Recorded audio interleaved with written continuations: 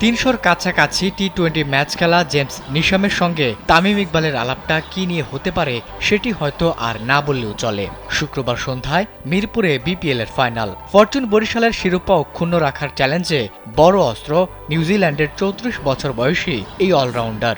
BCB academy মাঠে তামিমকে আশ্বস্ত করলেন নিশাম। তারপর তারকা দুই ক্রিকেটার মাতলেন হাসি ঠাট্টায়। দারুণ নেতৃত্বে বরিশালকে শিরোপার কাছে নিয়ে গেছেন তামিম। টানা ম্যাচ খেলার ধকল কাটিয়ে ফাইনালে পুরোটা নিংড়ে দিতে ফিটনেস ট্রেনার তুষার কান্তির শরাপন্ন হতে দেখা গেছে দেশের ওপেনারকে। পরে সংবাদ সম্মেলনে জানিয়েছেন, যারা মাথা ঠান্ডা রাখবে তারাই শিরোপা লড়াইয়ে এগিয়ে থাকবে। অত্যাধুনিক ফিচার সম্বলিত বিভিন্ন সাইজ আর কালারের ২৫০টিরও বেশি ডিজাইন অপশন নিয়ে ওয়ালটন স্মার্ট ফ্রিজ, বোঝে আপনার প্রয়োজন। আগের রাতেই খুলনা টাইগার্সকে হতাশায় ডুবিয়ে ফাইনাল নিশ্চিত করা চিটাগং কিংসের খেলোয়াড়রা বিশ্রামে কাটিয়েছেন টিম হোটেলে। বরিশালের খেলোয়াড়রা করেছেন হালকা অনুশীলন। দল মাঠে আসার আগেই অনুশীলনে চলে আসেন মুশফিকুর রহিম। নেট বোলারদের নিয়ে টানা ১ ঘন্টা ব্যাটিং করেন তিনি।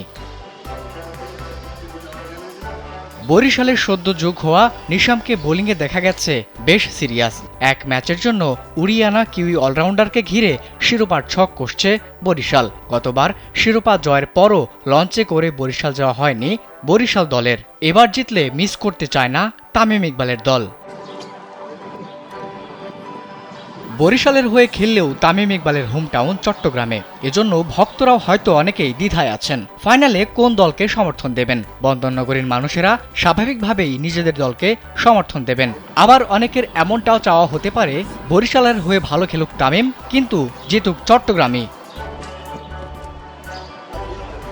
আবিদ হাসান, কালবেলা।